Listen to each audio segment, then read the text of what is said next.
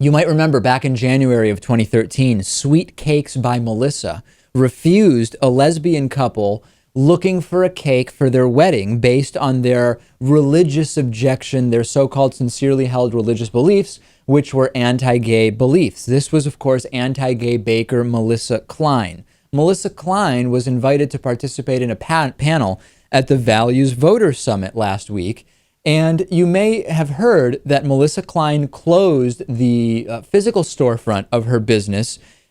It was in the aftermath of the backlash to her refusal to bake this lesbian wedding cake, but she chose to close her business, right? She chose to close it because, in part, she can circumvent the civil rights laws which make it illegal to discriminate against individuals based on their membership in protected classes, including sexual orientation in Colorado, by having only an online storefront. However, that didn't stop her from crying at the Values Voters Summit. She's so upset that she closed her business by her own choosing to circumvent civil rights laws around discrimination, but albeit a ridiculous reason for why she closed the business, she was still really upset. Here she is crying at the Values Voters Summit.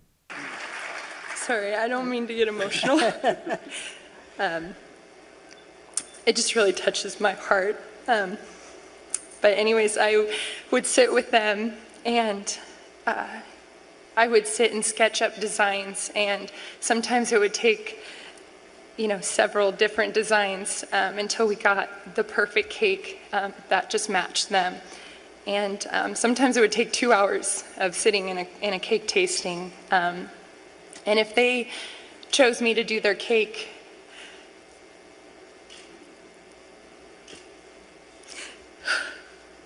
I'm sorry. First and foremost, what does it say about the Values Voters Summit and so-called values voters and the religious right that you invite to your panel two bakers, it was Melissa Klein and her husband who were there, who denied lesbians a wedding cake? They're famous for violating the law by denying lesbians their wedding cake, and they're invited as some kind of, are they experts? Are they heroes? Are they victims? Why are they panelists at the Values Voters Summit? You know what Christians love more than anything? Is martyrs. They're martyrs, and that's why they're there.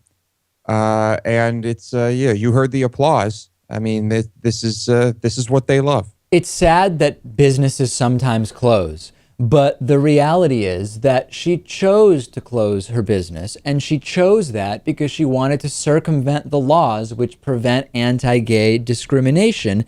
And the lawsuit that, by the way, they're now facing is because they're accused of breaking the law. This is like, it's sad that you lost your business because you had to write a big check to the IRS, but the reason you had to do that is because you were underreporting revenue for years. You broke tax law. It could still be sad that you closed your business, but you broke the law, Louis. Isn't this kind of like the Bundy Ranch thing? Someone becomes a hero for breaking the law and fomenting maybe not necessarily violence, but anger and discrimination, bigotry. Discrimination, yeah, you name it. There are lots of heroes on that side of the political spectrum who are lawbreakers.